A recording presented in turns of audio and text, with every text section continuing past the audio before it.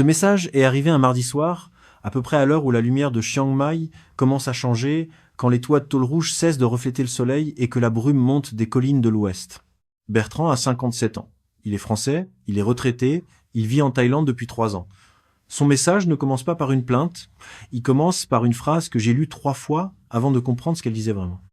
Il a écrit « Mon meilleur ami de 22 ans m'a téléphoné un mardi soir pour me dire que ma femme était partie vivre chez lui, et quand il a raccroché, j'ai souri, et je n'ai compris pourquoi que 3 jours plus tard.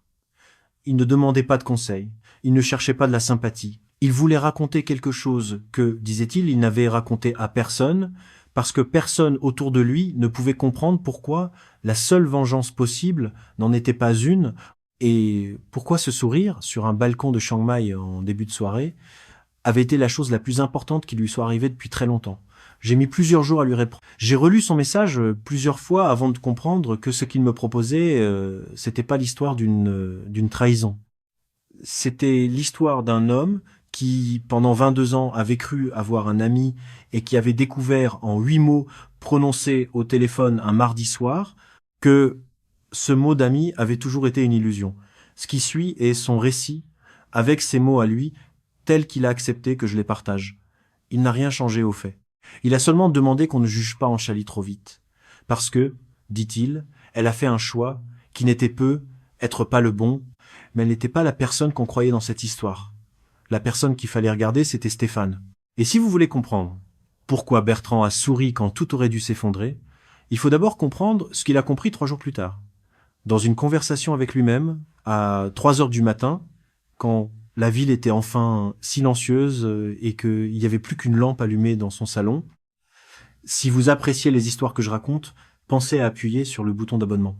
Votre soutien est essentiel à la croissance de cette chaîne et m'aide à consacrer du temps à la réalisation de ces vidéos. Malgré mon engagement dans un emploi à temps plein. Merci d'être présent parmi nous. Je m'appelle Bertrand et je vais essayer de raconter ceci dans l'ordre, même si l'ordre n'est pas ce qui compte le plus dans une histoire comme celle-ci.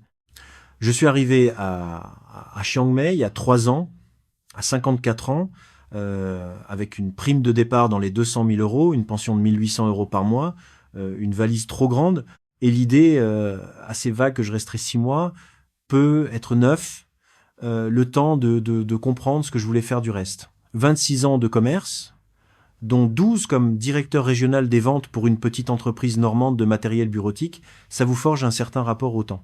On apprend à mesurer les gens en secondes, à lire ce que quelqu'un ne dit pas dans la manière dont il ne le dit pas, à savoir, quand un client hésite 3 secondes de trop, si c'est le prix qui pose problème ou l'idée du prix. Ça devient une seconde nature, cette lecture. On s'en défait pas quand on prend sa retraite. On l'emporte avec soi, comme on emporte ses lunettes. Je pensais que je saurais lire n'importe qui, n'importe où. J'ai eu tort sur ce point, mais je ne l'ai su qu'à 57 ans, un mardi soir, sur un balcon donnant sur les toits d'une ville que je commençais à peine à connaître pour ce qu'elle était vraiment. J'avais choisi Chiang Mai un peu par hasard. Un article dans un magazine d'aéroport à Roissy, quelques mois avant mon départ. Le titre parlait des retraités français en Thaïlande, avec la photographie d'un homme en chemise de lin blanche, buvant un café dans une petite ruelle bordée de bougainvilliers. Le texte parlait des températures douces des mois de janvier, du prix des logements, de la présence historique d'une communauté d'expatriés dans le nord du pays. C'est mince, un article de magazine d'aéroport. Mais quand on cherche une direction et qu'on n'en a aucune, un article de magazine d'aéroport peut suffire. J'ai loué un appartement sur le côté nord de la vieille ville, dans un immeuble de 3 étages avec un petit jardin intérieur, où poussait un manguier qui donnait ses fruits en avril. Le loyer était de 10 à 8 000 bahts par mois, ce qui faisait à l'époque un peu moins de 500 euros. Le balcon donnait sur les toits de tôle rouge d'un ancien quartier commerçant et au-delà sur les collines qui bordent la ville à l'ouest. C'est sur ce balcon que je suis assis la plupart des soirs, entre 6 et 7 heures, pour regarder la lumière changer. C'est là que Stéphane m'a téléphoné le mardi soir, dont je vais parler. Mais avant Stéphane, il y a eu Anchali. Et avant Anchali, il y a eu 2 mois d'errance dans une ville dont je ne connaissais rien. Le café de Khun Wifarat s'appelait, et s'appelle toujours Nok Yai, ce qui signifie grand oiseau dans une langue que je n'ai jamais réussi à parler correctement. Il se trouvait à 3 rues de mon appartement, dans une petite maison, un étage avec une terrasse en bois sombre, 6 tables à l'intérieur, 4 à l'extérieur, sous un auvent de tôle. Khun Wifarat avait à l'époque 52 ans, une silhouette petite et solide, et Une manière de regarder les gens qui donnait immédiatement l'impression qu'elle savait déjà ce que vous alliez commander. J'ai commencé à y aller le matin, vers 8 heures, avec l'idée d'y prendre un café et de tenir un carnet. Le carnet, à l'époque, s'appelait pour moi mon projet d'écriture, ce qui, pour un ancien commercial qui n'avait jamais rien écrit de plus long qu'une note de service, était une prétention un peu grande. Mais j'aimais l'idée. J'avais acheté un carnet à couverture en toile beige, format légèrement plus grand qu'un cahier scolaire, dans une papeterie de Niman Road tenue par un jeune homme qui parlait un français hésitant appris pendant un semestre à Lyon. J'écrivais dedans, tous les matins, ce que je voyais. C'était pas de la littérature. C'était des notes.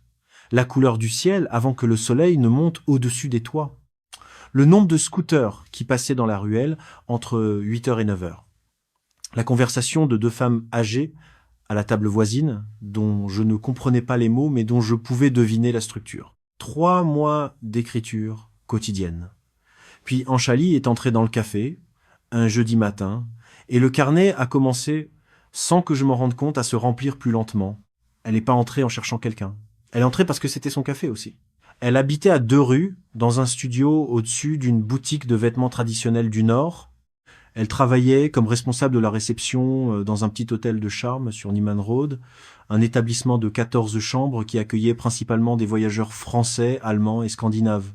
Elle avait 35 ans à l'époque, une fille de 7 ans qui vivait la moitié du temps chez sa grand-mère à Lampang, un père artisan spécialisé dans la laque traditionnelle du nord de la Thaïlande, une mère qui avait été institutrice dans le même village pendant 38 ans avant de prendre sa retraite. Elle parlait un anglais fonctionnel, un français appris par bribes au contact des clients de l'hôtel, et sa langue maternelle qui restait pour moi une musique dont je n'attrapais que les silences. Nous avons commencé par nous reconnaître. Pendant plusieurs semaines, un sourire léger, un signe de tête, sans que ni elle ni moi ne fassions le premier pas pour parler. C'est Kun Wifarat qui a créé la situation. Un matin, en apportant mon café, elle a posé la tasse sur la table où Anchali était déjà assise, en disant quelque chose en thaï, à Anchali et quelque chose en anglais à moi, dont le sens général était que je n'avais pas de table libre et que Anchali acceptait volontiers de partager la sienne. J'ai su plus tard qu'aucune de ces deux affirmations n'était vraie. Il y avait 2 tables libres. Anchali n'avait rien accepté. Kun Wifarat, comme les tenanciers de cafés intelligents partout dans le monde, avait décidé que 2 clients réguliers qui se saluaient depuis des semaines sans se parler avaient besoin d'un petit coup de pouce. Elle a eu raison.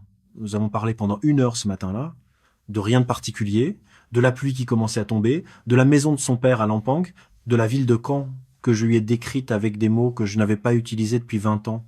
Notre relation a commencé lentement, comme les choses commencent quand on a passé 50 ans et qu'on a déjà appris, souvent à ses dépens, que ce qui va trop vite ne dure pas. Elle venait au café le matin avant son travail, nous prenions un café, parfois nous marchions ensuite jusqu'à l'hôtel où elle travaillait, et je continuais ma promenade dans les rues du vieux quartier. Un soir, environ 1 mois après cette première conversation, je l'ai invitée à dîner dans un petit restaurant de cuisine du Nord, tenu par une famille du village de sa grand-mère. Elle a accepté.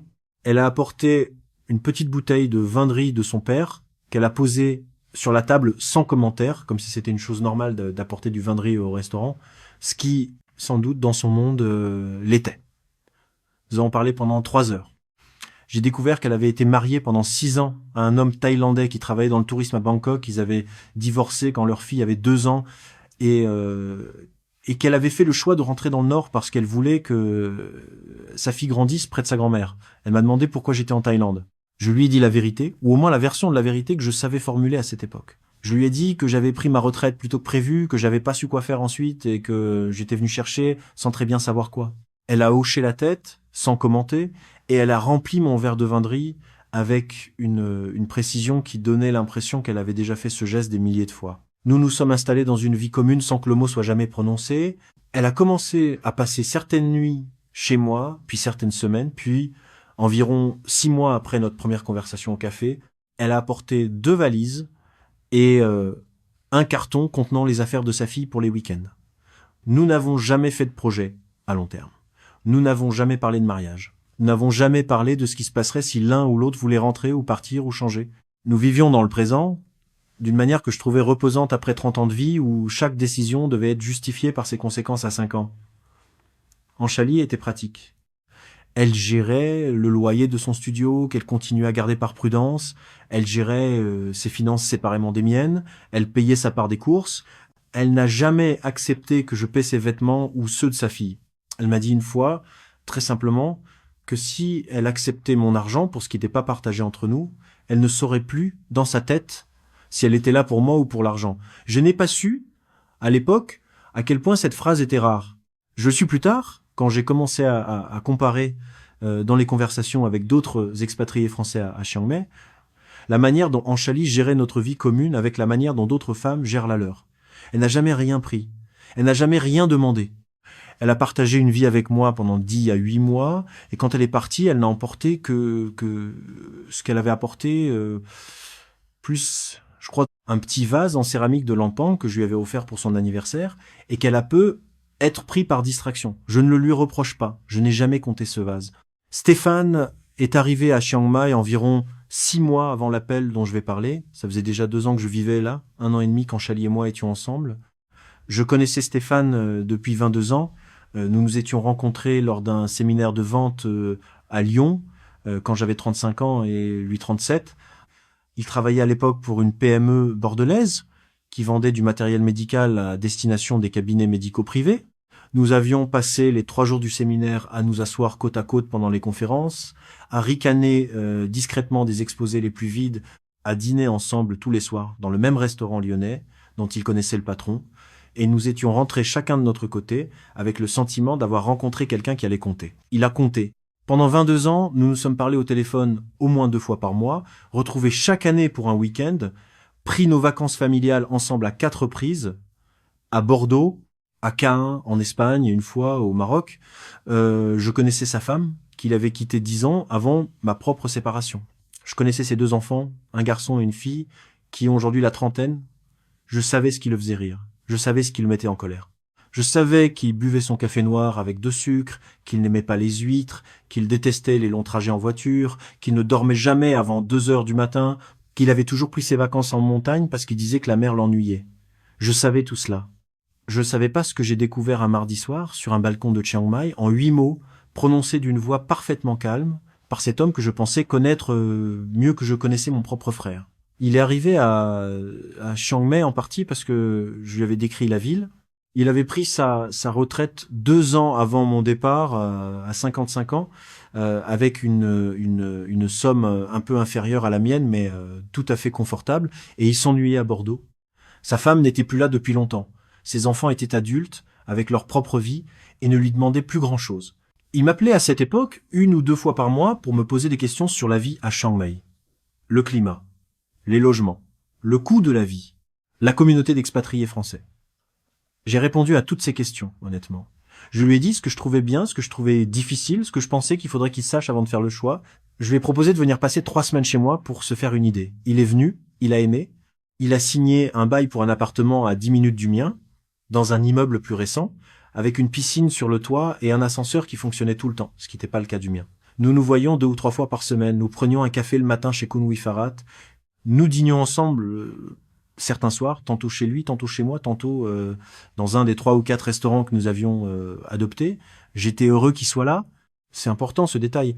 Je le disais souvent à Chali, je lui disais que la présence de Stéphane rendait ma vie à Chiang Mai plus complète, plus française d'une certaine manière, plus liée à la personne que j'avais été pendant 26 ans avant de devenir la personne que j'étais en train de devenir. Je lui ai présenté Anchali un dimanche midi, environ 2 semaines après son installation.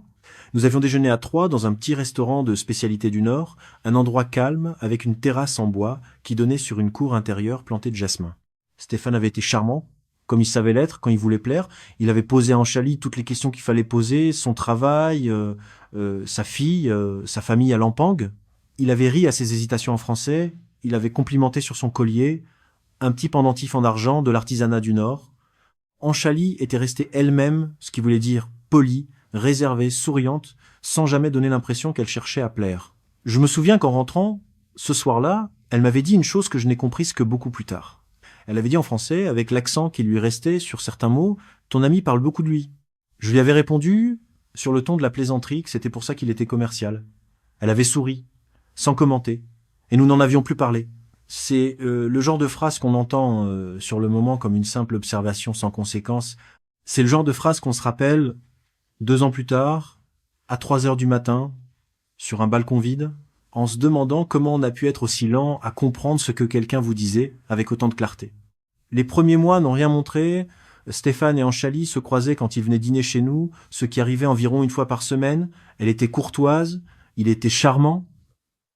Rien ne suggérait quoi que ce soit. Puis très progressivement, des choses ont changé sans que je sois capable à l'époque de les nommer. Anchali a commencé à rentrer un peu plus tard de son travail. Elle a commencé à passer certains soirs chez elle, dans son studio, sans que ce soit lié à sa fille ou à un besoin particulier. Elle a commencé à recevoir des messages sur son téléphone qu'elle lisait en tournant l'écran légèrement. Un geste minuscule que je n'aurais pas remarqué si je n'avais pas passé 26 ans à lire des gestes minuscules pour gagner ma vie. J'ai remarqué. Je n'ai rien dit. J'ai fait ce que les hommes font souvent quand ils sentent que quelque chose glisse et qu'ils ont peur de le confirmer en posant la question. J'ai attendu, j'ai fait comme si tout allait bien. J'ai pris l'habitude de ne pas regarder son téléphone quand il vibrait à côté d'elle sur le canapé. Je me suis dit que c'était sa vie, que je n'avais pas à contrôler ses messages, ce qui était vrai. Et que si quelque chose n'allait pas, elle me le dirait, ce qui, avec le recul, était naïf. Elle m'a rien dit. Elle a laissé les choses se produire à leur propre rythme, comme les gens le font souvent quand ils sont eux-mêmes en train de se demander ce qui leur arrive et qu'ils n'ont pas encore trouvé les mots pour le formuler. L'appel est arrivé un mardi vers 10 à 8h30, à un moment où j'étais justement assis sur le balcon avec un verre de vin blanc que je venais d'ouvrir. Anchali n'était pas là depuis la veille. Elle m'avait dit qu'elle allait passer 2 jours chez son studio pour trier des affaires. Ça avait déjà eu lieu 3 ou 4 fois dans les semaines précédentes. Je n'avais rien dit. Le téléphone a sonné. J'ai vu le nom de Stéphane s'afficher. J'ai décroché sans y penser, avec le ton qu'on utilise avec quelqu'un qu'on va voir demain matin de toute façon. Il n'a pas répondu à mon salut. Il y a eu un silence de 2 ou 3 secondes, ce qui est long quand on connaît quelqu'un depuis 22 ans, et qu'il n'y a pas de raison particulière pour que la conversation ne commence pas normalement. Puis, il a dit d'une voix parfaitement calme, comme s'il annonçait qu'il avait acheté une nouvelle voiture, « Bertrand, il faut que je te dise quelque chose. Anchali est avec moi. Elle a apporté ses affaires cet après-midi. C'est à moi qu'elle appartient maintenant. » Il n'a rien ajouté. Il n'a pas cherché à expliquer, à s'excuser, à donner un contexte. Il a laissé la phrase se poser dans le silence. J'ai regardé les toits en tôle rouge devant moi qui commençaient à perdre leur couleur avec le déclin du soleil. J'ai regardé les collines à l'ouest où quelques nuages s'étaient accrochés en fin de journée. J'ai entendu très nettement le bruit d'un scooter qui passait dans la ruelle en contrebas et j'ai souri. Je ne sais pas pourquoi.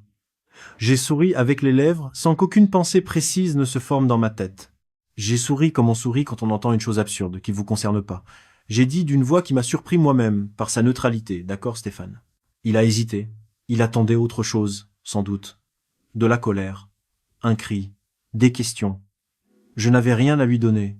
Il a fini par ajouter, plus doucement, je pensais qu'il fallait que tu le saches. J'ai dit oui, merci, et j'ai raccroché. Je suis resté assis. Le vin blanc dans le verre à côté de moi commençait à tiédir. La lumière a continué à changer, comme elle change tous les soirs de cette période de l'année à Chiang Mai, en passant du doré à un rose très pâle avant de basculer dans un gris bleuté qui dure environ 20 minutes avant que la nuit ne s'installe pour de bon. J'ai regardé cette lumière changer sans bouger. J'ai pas versé de larmes. J'ai pas passé de coups de téléphone. Je n'ai pas ouvert le carnet que je tenais depuis 10 à 8 mois avec de moins en moins de régularité pour écrire ce qui venait de se produire. Je suis simplement resté là avec l'impression très étrange que quelque chose d'important venait d'arriver et que j'étais pas encore en état de comprendre quoi. Le sourire était toujours là, quelque part sur mon visage, mais il n'exprimait rien que j'aurais pu nommer. Ce n'était pas de la joie, ce n'était pas du soulagement. C'était pas du sarcasme, ce qui aurait été la réaction la plus prévisible pour un ancien commercial habitué à masquer ses émotions par de la légèreté. C'était rien de tout cela. C'était un sourire sans contenu, comme le sourire d'un homme qui vient d'entendre une phrase dans une langue étrangère dont il ne comprend pas le sens, mais dont il sait qu'elle vient d'ouvrir quelque chose. La nuit est tombée. Je suis pas rentré. J'ai fini par avoir froid, ce qui, à Chiang Mai en saison douce, n'est pas fréquent. Je suis rentré vers 10h du soir. J'ai fait chauffer une soupe en sachet, que j'ai mangée à la table de la cuisine, sans allumer la lumière du salon. Puis je me suis couché. J'ai pas dormi. Clément est arrivé le lendemain matin, sans que je l'ai appelé. Je sais toujours pas comment il a su. Je soupçonne, avec le recul, qu'Anchali la peut être informée par une amie commune ou par un de ces canaux invisibles qui existent dans les petites communautés d'expatriés d'une ville de province asiatique. Clément avait 63 ans à l'époque, il était lyonnais, ancien ingénieur en génie thermique dans une PME de la vallée du Rhône, retraité à Chiang Mai depuis 4 ans, célibataire de longue date, un homme au visage large et calme, qui prenait la vie avec une lenteur méthodique qui m'avait toujours plu. Il a sonné à ma porte à 7 heures du matin, il portait 2 baguettes fraîches d'une boulangerie française qui venait d'ouvrir dans le quartier, un pot de miel de la vallée de Chiang Rai, et son propre paquet de café qu'il préférait au mien. Il n'a rien dit sur Stéphane. Il n'a rien dit sur Enchalet. Il a préparé un café dans ma cuisine avec la précision d'un ingénieur, en mesurant l'eau et le café au gramme près, comme il faisait toujours, et il a posé une tasse devant moi, sans un mot. Nous avons bu ce café en silence pendant peu et de 20 minutes, puis il a demandé sans lever les yeux de sa propre tasse « T'as pleuré ?» J'ai dit non. Il a hoché la tête lentement. Il a bu une gorgée de café. Il a dit « Moi j'aurais pleuré », il n'a rien ajouté. Nous avons bu le café jusqu'au bout. Puis il est parti en disant qu'il repasserait le lendemain, et il a repassé le lendemain. Puis le lendemain encore. Pendant les 3 premières semaines, Clément est venu tous les matins avec du pain, du miel et son café. Il n'a jamais posé une seule autre question. Il n'a jamais commenté ce qui se passait. Il n'a jamais parlé de Stéphane, sauf une seule fois, plusieurs mois plus tard, dans un contexte que je raconterai. Sa présence silencieuse pendant ces 3 semaines a été l'une des choses les plus importantes qui me soient arrivées dans ma vie d'homme. Je lui ai dit une fois. Il a haussé les épaules et il a dit « Tu aurais fait pareil ». Ma fille Maë m'a téléphoné le lendemain de l'appel, par hasard, pour un tout autre sujet. Elle voulait me demander conseil sur un livre qu'elle envisageait d'utiliser dans une de ses classes de collège à Saint-Lô. Elle est professeure de français depuis 6 ans. Elle a 30 ans. Elle est ma fille aînée de mon premier mariage. Et nous nous parlons au téléphone environ une fois par semaine. Ce qui est plus que la moyenne des relations père-fille de gens de notre génération. Elle a entendu quelque chose dans ma voix dès les premières secondes de la conversation. Elle a demandé « Papa, qu'est-ce qui se passe ?»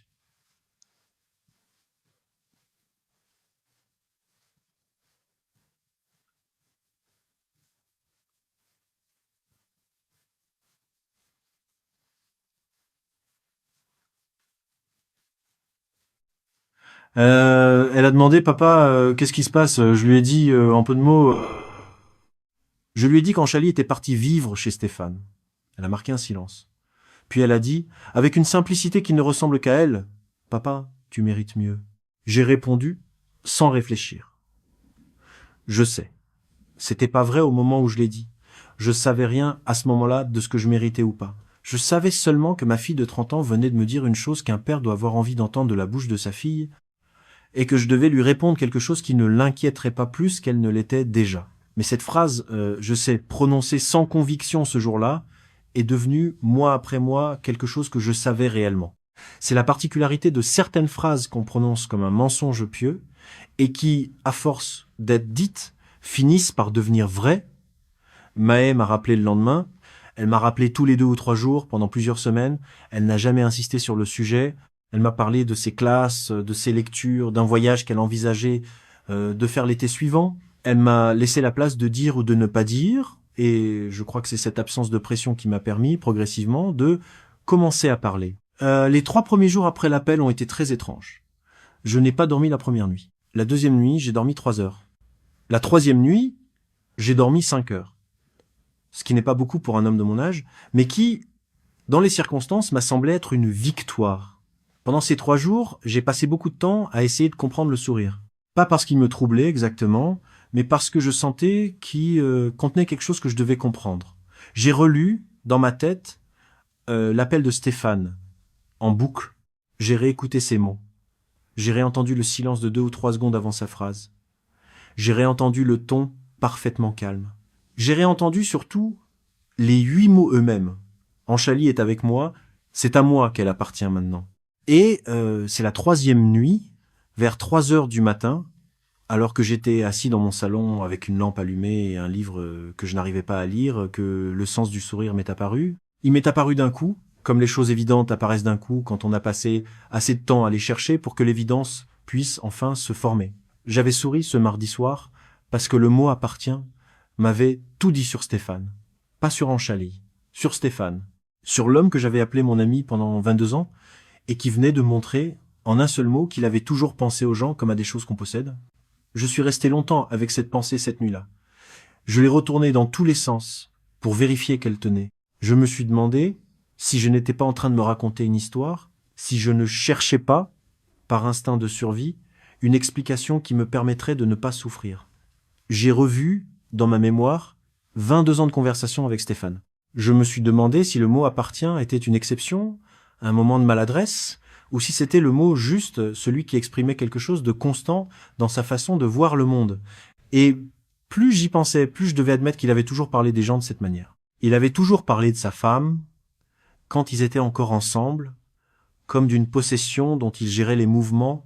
Il avait toujours parlé de ses enfants comme de projets dont il évaluait la rentabilité affective. Il avait toujours parlé de ses collègues, de ses clients, de ses amis, avec un vocabulaire subtilement propriétaire. Il disait mes clients, ce qui est normal chez un commercial, mais il disait aussi mes gens, mes appuis, mes contacts, mes relations, avec la même intonation, comme si toutes les personnes qui gravitaient autour de lui étaient des ressources qu'il avait acquises. Je l'avais jamais entendu, ou plutôt je l'avais entendu sans l'entendre, parce que ce vocabulaire était le mien aussi, à ma manière, moins prononcé peu, être, méprisante. 26 ans de commerce vous apprennent à parler des gens comme d'instruments. C'est notre déformation professionnelle à tous. Sauf que chez Stéphane, cette déformation n'était pas professionnelle. C'était sa vision du monde. Et je l'avais jamais vu, parce que nous partagions un vocabulaire qui masquait la différence entre nous.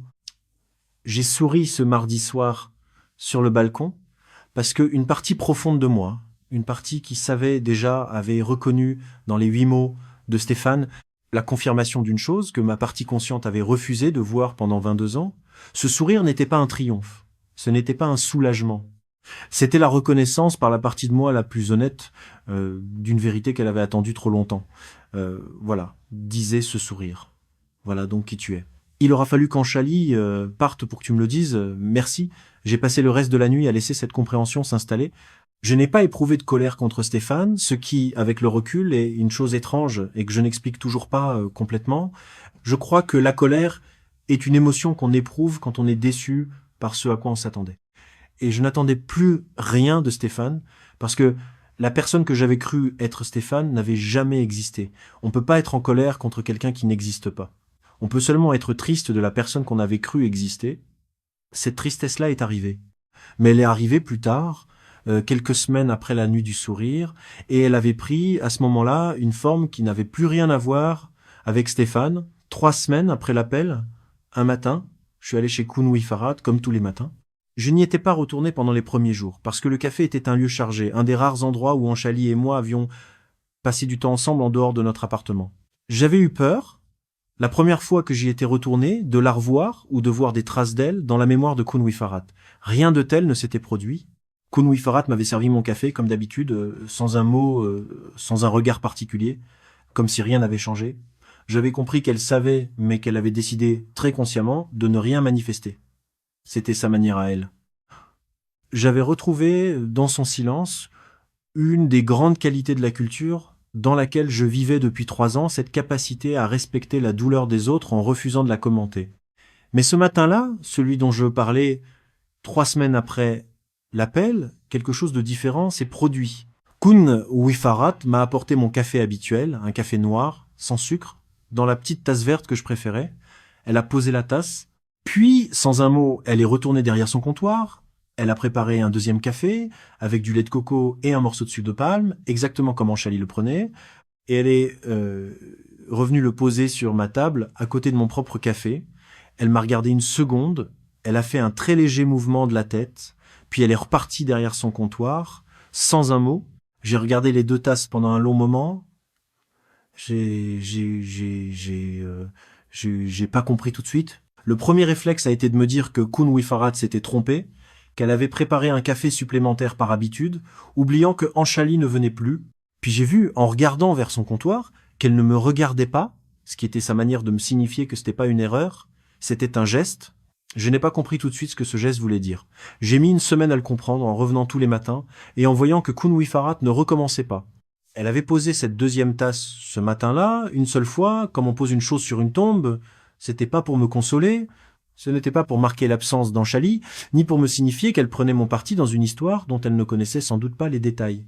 C'était pour me dire, dans un langage qui n'avait pas besoin de mots, qu'elle voyait ce qui s'était passé, qu'elle voyait la manière dont je le portais, et qu'elle reconnaissait, dans son silence, que quelque chose méritait d'être marqué. J'ai fini par comprendre. Et ce matin-là, une semaine après le geste, j'ai commandé mon café habituel, j'ai porté la tasse à mes lèvres, et pour la première fois depuis l'appel de Stéphane, j'ai senti quelque chose monter dans ma gorge, une chose que j'avais pas éprouvée pendant les 3 premières semaines, une chose que j'attendais plus.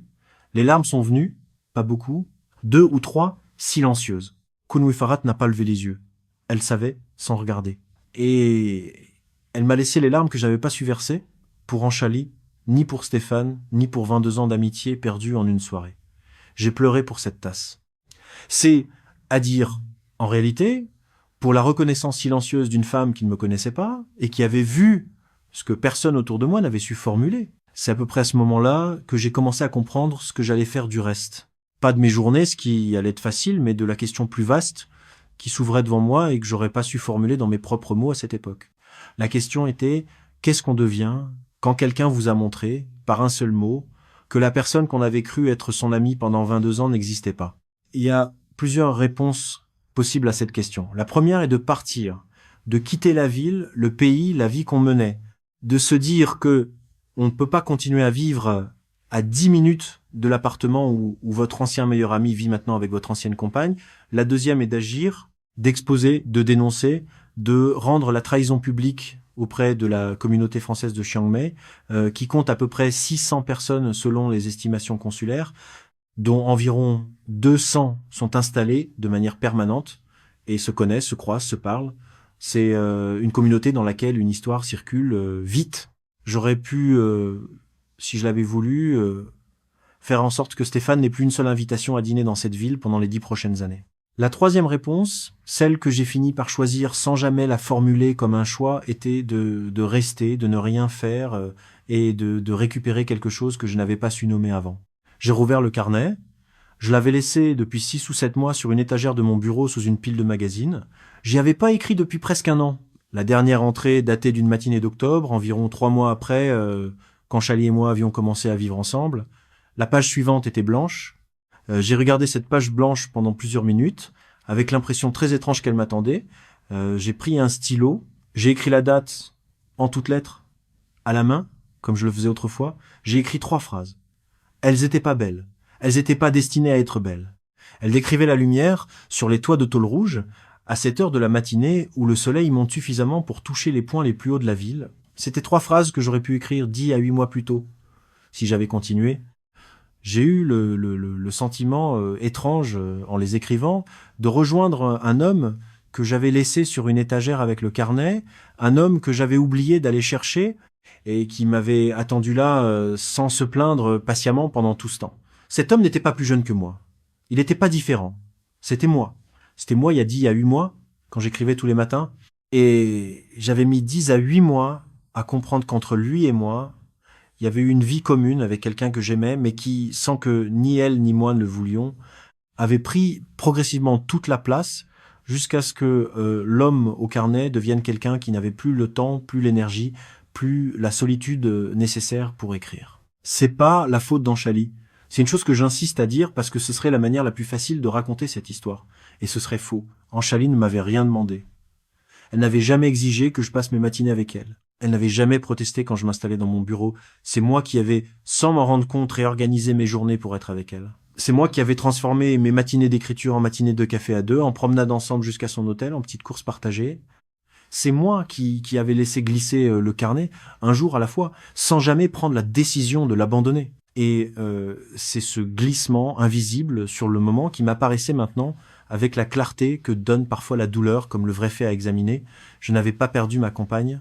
J'avais perdu, sans le savoir, l'homme qui écrivait le matin dans un café en regardant la lumière. Anchali n'y était pour rien. Elle avait simplement été là, et j'avais choisi, sans le formuler, d'être avec elle plutôt qu'avec le carnet. Le carnet n'avait pas protesté. Il n'avait pas la voix pour le faire. Il avait simplement attendu sur une étagère, sous une pile de magazines, que je vienne le chercher. J'ai repris le cours de cuisine thaïlandaise que j'avais abandonné 14 mois plus tôt. Le cours avait lieu tous les samedis matins dans une école de cuisine tenue par une femme d'une 40aine d'années qui avait été formée à Bangkok et qui enseignait à petits groupes, jamais plus de 6 élèves à la fois. J'avais fait le premier module, celui des soupes et des currys de base, sur une période de 2 mois, avant de m'inscrire au module intermédiaire, celui des plats du Nord. J'avais assisté à 3 cours du module intermédiaire, puis j'avais arrêté. Je me souviens maintenant du moment où j'avais arrêté. Anchali avait dit une chose très ordinaire, un vendredi soir, quelque chose comme samedi, tu es toujours pris avec ton cours, dommage, j'aurais bien aimé qu'on aille au marché ensemble. Elle me demandait rien. Elle exprimait une préférence, mais j'avais entendu dans cette préférence une déception que je n'avais pas voulu prolonger. J'avais annulé mon cours du samedi suivant, puis celui d'après, et je n'y étais jamais retourné. Quand j'ai téléphoné à l'école, 14 mois plus tard, la femme qui la tenait s'est souvenue de moi, elle m'a dit qu'il restait 2 places dans le prochain module intermédiaire. Je me suis inscrit. Je suis retourné à l'école le samedi suivant, à 8 heures du matin, avec le sentiment très étrange d'aller à un rendez-vous auquel j'étais en retard de 14 mois, mais où l'on m'attendait encore. Le cours a commencé, j'ai retrouvé les gestes que je connaissais déjà. J'ai découvert des plats que je ne connaissais pas. J'ai parlé avec les autres élèves, 2 Australiennes en voyage prolongé, un jeune homme allemand qui préparait un séjour de 6 mois à Chiang Mai, une Française d'une 50aine d'années qui vivait la moitié de l'année dans la ville et qui m'a demandé si j'étais depuis longtemps. Nous avons échangé nos histoires, empilant du gingembre et de la citronnelle, sur un mortier de pierre. Elle m'a dit qu'elle était traductrice, qu'elle avait un appartement dans le quartier chinois, qu'elle organisait tous les mois un dîner franco-thaï dans son appartement, et qu'elle serait heureuse que je vienne. Je suis allé au dîner suivant, 2 semaines plus tard. J'y ai rencontré une dizaine de personnes, dont plusieurs Thaïlandais qui parlaient un excellent français, et j'ai passé une des soirées les plus agréables que j'avais eues à Chiang Mai depuis mon arrivée. Ce dîner est devenu un rendez-vous mensuel, le cours de cuisine est devenu une habitude, le carnet a commencé à se remplir plus vite. J'ai découvert que je pouvais écrire, non pas de la littérature, ce que je n'ai jamais eu la prétention de faire, mais quelque chose qui ressemblait à une cartographie personnelle de la ville. Une manière de décrire ce que je voyais, ce que je sentais, ce que je comprenais des rythmes de Chiang Mai, non pas comme un voyageur, non pas comme un journaliste, mais comme un homme qui vivait là et qui prenait le temps de regarder. Environ 3 mois après l'appel de Stéphane, je l'ai croisé pour la première fois. C'était un dimanche matin, au marché de Waroroute, dans la partie qui longe la rivière et où l'on trouve les fleurs coupées, les feuilles de bananier, les paniers tressés du Nord. J'étais en train de choisir des fruits chez une vendeuse chez qui j'allais depuis 1 an et demi. Je me suis retourné pour partir et il était là, à 3 mètres de moi, en train de regarder des mangues sur un étal voisin. Il m'a vu au même moment. Il a hésité. Son visage s'est figé de cette manière particulière qu'ont les visages des gens quand ils sont pris de court sans avoir eu le temps de préparer leur expression. Je l'ai regardé, j'ai pas cherché à éviter son regard. J'ai pas cherché non plus à le prolonger. J'ai regardé de la manière dont on regarde quelqu'un qu'on croise dans la rue, un ancien collègue qu'on n'a pas vu depuis 10 ans, un cousin éloigné qu'on reconnaît pas tout de suite. Et je lui ai dit bonjour. Je le lui ai dit d'une voix normale, sans chaleur particulière, mais sans froideur non plus. Bonjour Stéphane. Il a rougi. C'est une chose qui m'a frappé, ce rougissement. Un homme de 59 ans qui rougit dans un marché du dimanche parce que quelqu'un lui dit bonjour. Il a dit, d'une voix légèrement enrouée, « Bertrand », puis il a cherché autre chose, a ajouté, sans trouver, « Je ne l'ai pas aidé, je n'ai pas prolongé l'échange ». Je lui ai fait un très léger signe de tête comme on en fait à un inconnu croisé, et j'ai continué mon chemin. Je ne me suis pas retourné. Je crois qu'il est resté immobile là où il était pendant plusieurs secondes à me regarder m'éloigner. Je l'ai pas vu, je voulais pas le voir. C'était pas une décision de fierté, c'était une décision d'économie. Je n'avais plus rien à investir dans cet homme, ni du regard ni de l'attention. Je continuais mon marché.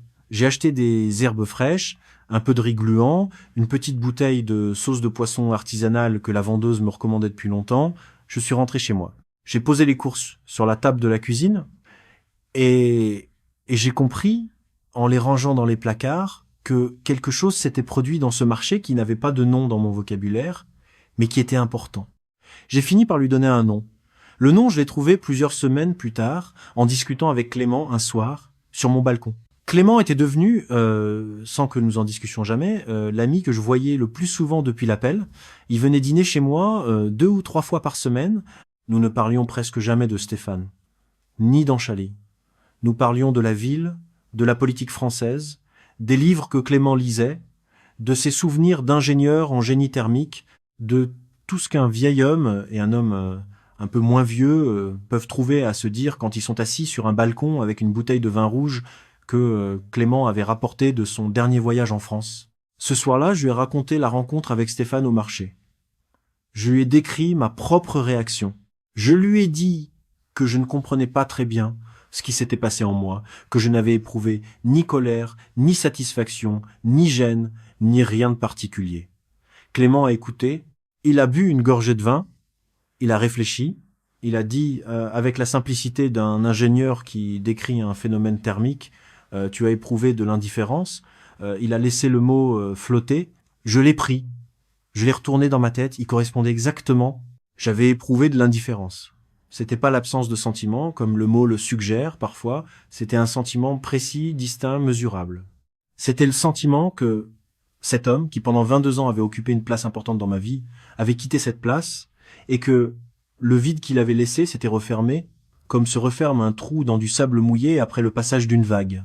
Clément m'a dit, ce soir-là, une phrase que j'ai gardée, il a dit « L'indifférence est la seule vengeance que personne ne peut te reprocher, parce que ce n'est pas une vengeance. C'est juste ce qui reste quand quelqu'un ne compte plus. » J'ai réfléchi longtemps à cette phrase, je crois qu'elle est vraie, mais je crois aussi qu'elle n'est pas complètement vraie. L'indifférence, c'est pas juste ce qui reste. L'indifférence, c'est aussi ce qu'on construit sans le savoir quand on choisit de récupérer les choses qu'on avait laissées. Je n'aurais pas pu être indifférent à Stéphane 3 mois plus tôt, quand j'étais encore en train de comprendre ce qui s'était passé, quand je passais mes nuits à retourner 8 mots dans ma tête, quand la présence d'Anchali me manquait encore physiquement dans les gestes du matin. L'indifférence est venue parce que j'avais trouvé autre chose à faire de ma vie que d'être en colère contre Stéphane. J'avais retrouvé le carnet. J'avais retrouvé le cours de cuisine. J'avais rencontré la traductrice française du quartier chinois dont les dîners mensuels me donnaient une nouvelle communauté d'appartenance. J'avais retrouvé Clément, que j'avais être un peu délaissé pendant les 10 à 8 mois avec Anchali, sans m'en rendre compte. J'avais retrouvé les matinées où je pouvais écrire pendant 2 heures sans être interrompu par personne. J'avais retrouvé en somme un homme que j'avais laissé glisser progressivement pendant 10 à 8 mois. Cet homme n'était pas meilleur que celui que j'étais devenu pendant ces 10 à 8 mois. Il était simplement plus proche de ce que je voulais être quand j'étais arrivé à Chiang Mai, 3 ans plus tôt, avec ma valise trop grande et mon idée vague de rester 6 mois. Il y a une chose que je n'ai pas dite et qu'il faut que je dise, parce que sinon cette histoire serait incomplète. Anchali n'était pas une méchante femme. Elle n'était pas une arnaqueuse. Elle n'était pas une opportuniste. Elle a fait un choix qui, de mon point de vue, était un mauvais choix, mais un choix qui lui appartenait. Elle avait 38 ans.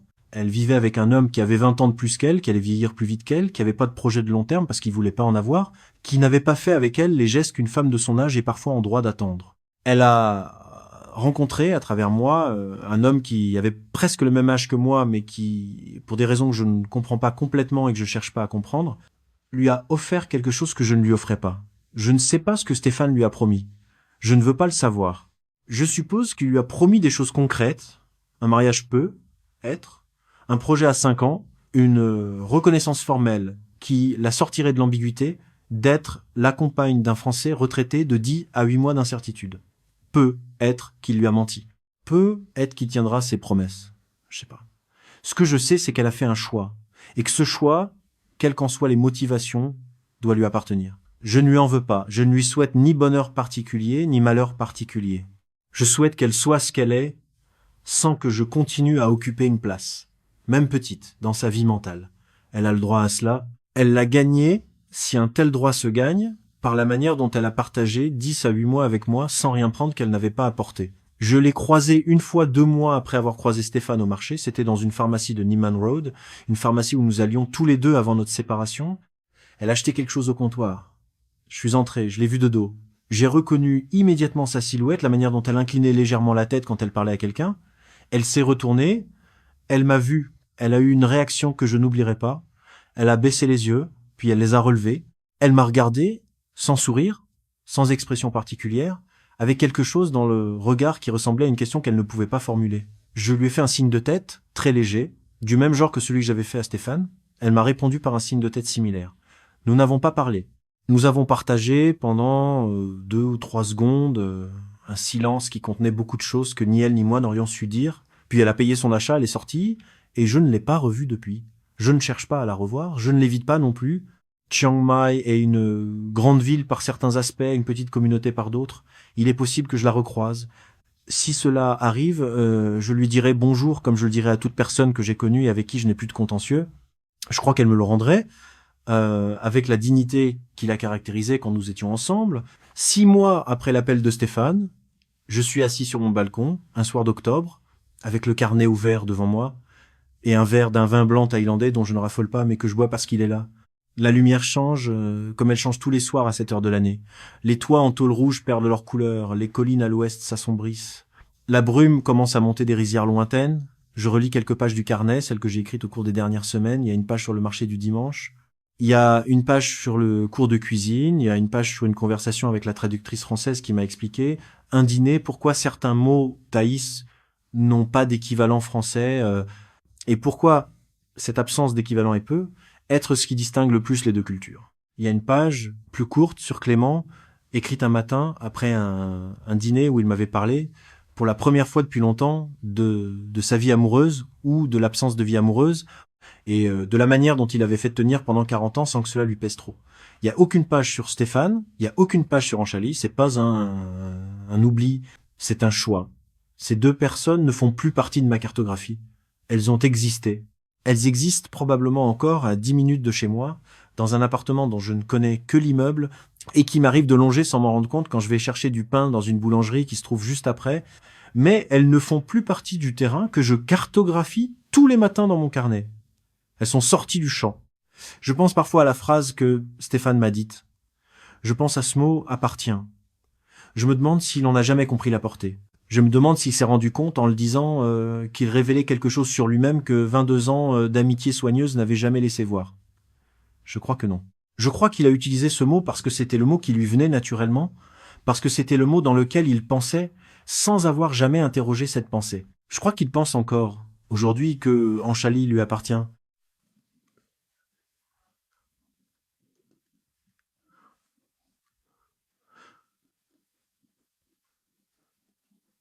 Je crois qu'il continuera à penser cela jusqu'à ce qu'elle parte, comme elle est partie de moi, ou jusqu'à ce que quelque chose d'autre lui montre qu'on n'appartient jamais à personne, même dans l'illusion la plus soigneuse. C'est pas ma responsabilité de lui apprendre. C'était pas ma responsabilité pendant les 22 ans où j'ai été son ami. C'est certainement pas ma responsabilité maintenant que je ne le suis plus. Il apprendra ou n'apprendra pas. C'est son chemin. Ce que je sais, c'est qu'en me disant ces 8 mots un mardi soir sur un balcon, il m'a rendu, sans le vouloir, quelque chose que j'avais perdu bien avant qu'il n'arrive à Chiang Mai. Il m'a rendu la solitude qu'il fallait pour ouvrir un carnet. Il m'a rendu les matinées où je pouvais écrire pendant 2 heures sans être interrompu par personne. Il m'a rendu le cours de cuisine du samedi. Il m'a rendu la place vide sur mon balcon à l'heure où la lumière change, une place que je pensais partager alors qu'elle avait toujours été à moi. Il m'a rendu, en un mot, l'homme que j'étais avant que la vie ne me distrait doucement de lui-même. Je l'appelle pas une vengeance. Ce n'en est pas une. Une vengeance, c'est quelque chose qu'on fait à quelqu'un. Ce qui m'est arrivé n'a rien à voir avec Stéphane. Stéphane a été la cause d'une compréhension. Il n'a été la cause de rien de ce qui a suivi cette compréhension. Le carnet, le cours de cuisine, les dîners de la traductrice, la présence de Clément, les larmes silencieuses pour la 2e tasse de Khun Wifarat. La fille qui m'a dit une phrase à laquelle je ne croyais pas au moment où j'ai répondu que je le savais et qui est devenue vraie à force d'être dite, tout cela ne s'est pas fait contre Stéphane. Cela s'est fait à côté de lui, sans lui, comme si sa disparition de ma vie avait ouvert un espace qui n'attendait que d'être occupé par autre chose. Il n'a rien fait pour que je remplisse cet espace de ce que j'y ai mis. J'aurais pu le remplir d'amertume, de colère, d'obsession, de projets de représailles. Beaucoup d'hommes le font. Et je les comprends. Je ne les juge pas. Chacun fait ce qu'il peut avec ce qui lui arrive. J'ai fait autre chose, sans très bien comprendre au début pourquoi je le faisais. Je l'ai compris petit à petit en le faisant. Et à la fin, quand j'ai été capable de le nommer, ce que j'avais fait ne portait pas le nom que j'aurais imaginé donner à ma réaction dans les premières minutes après l'appel. C'était pas une action, c'était une transformation. Et cette transformation ne pouvait pas m'être enlevée parce qu'elle n'avait pas Stéphane pour objet, elle n'avait que moi. Il y a une dernière chose que je veux dire parce qu'elle est importante et parce que je crois qu'elle explique pourquoi je suis resté à Chiang Mai plutôt que de partir. J'aurais pu partir. J'y ai pensé brièvement dans les premières semaines. J'aurais pu rentrer en France, retrouver Ken, retrouver Mae et les gens de ma vie d'avant. J'aurais pu déménager dans une autre ville d'Asie, à Hanoï, à Kuala Lumpur, à Chiang Rai, à 100 kilomètres au nord d'où j'étais, dans une petite ville où personne n'aurait su qui j'étais et ce qui m'était arrivé. J'aurais eu, dans chacune de ces options, la satisfaction facile de ne plus jamais croiser Stéphane, de ne plus jamais entrer dans une pharmacie de Neiman Road sans risquer de tomber sur Anchali. J'aurais eu aussi quelque chose de plus subtil et de moins avouable, qui aurait été de leur donner à Stéphane et Anchali l'impression que leur présence dans ma vie avait été suffisamment forte pour me chasser d'une ville où j'avais construit 3 ans de mon existence. J'ai pas voulu leur donner cette impression. C'était pas une décision d'orgueil. C'était une décision plus honnête que cela. J'étais chez moi à Chiang Mai. C'était ma ville. C'était mon café. C'était mon marché. C'était mon balcon. C'était mon carnet. Rien de tout cela ne leur appartenait et je ne voyais pas au nom de quoi j'aurais dû le leur céder. Je suis resté. Je continue à faire mes courses à Warorot le dimanche. Je continue à aller chez Kunwi Farhat tous les matins. Je continue à passer devant l'immeuble de Stéphane quand je vais chercher du pain. Je ne les évite pas, je ne les cherche pas. Ils font partie du paysage, comme un immeuble un peu laid dans une rue qu'on aime, dont on remarque à peine la présence après un certain temps. Cette présence continue, sans animosité, et peut être la chose la plus dévastatrice que je pouvais faire à Stéphane sans jamais l'avoir eu en tête. Il aurait sans doute préféré que je parte. Mon départ aurait été plus facile à porter pour lui que ma présence indifférente. Mais je suis pas resté pour lui faire quoi que ce soit, je suis resté parce que c'était chez moi. Le fait que cela lui coûte quelque chose est un bénéfice secondaire dont je n'avais pas anticipé la portée. Ce soir, en écrivant ces derniers mots à un homme qui m'a écouté raconter tout cela depuis plusieurs semaines, je vais fermer le carnet. Je vais poser le stylo à côté, je vais boire la dernière gorgée du vin blanc thaïlandais qui n'est pas très bon mais dont j'ai fini par m'accommoder. La lumière a fini de changer, la nuit est là. Les toits en tôle rouge sont devenus invisibles, remplacés par les points lumineux des fenêtres allumées dans les immeubles alentours. Je vais rentrer. Je vais me préparer un dîner simple, un curry vert que j'ai appris à faire au cours de cuisine du samedi, avec les herbes que j'ai achetées au marché. Clément passera demain matin pour le café. Maë m'appellera dans 2 jours, à l'heure habituelle. Je ferai peu être un tour à la pharmacie de Neiman Road si j'ai le temps pour renouveler une ordonnance qui arrive à expiration. Il n'y a rien de particulier à raconter dans une journée comme celle-ci. C'est exactement pour cela qu'elle mérite d'être racontée. La vengeance dont parlait le titre que j'avais un jour écrit dans mon carnet, en essayant de résumer ce qui m'était arrivé, cette vengeance existe, mais elle n'a rien à voir avec ce que le mot suggère. Elle consiste à passer une soirée d'octobre sur un balcon, avec un vin qui est pas très bon, un carnet qui est presque plein, une ville qu'on regarde enfin pour ce qu'elle est, et un homme qu'on a mis 3 ans à retrouver après l'avoir laissé, sans le savoir, sur une étagère sous une pile de magazines. Stéphane m'a pris quelqu'un. Je sais pas encore s'il l'a compris. Ce que je sais, c'est que quelque chose que j'avais perdu bien avant lui, le carnet, les matins, la façon de regarder cette ville, je l'ai retrouvé grâce à lui. C'était pas ce que j'appelais une vengeance. C'est mieux.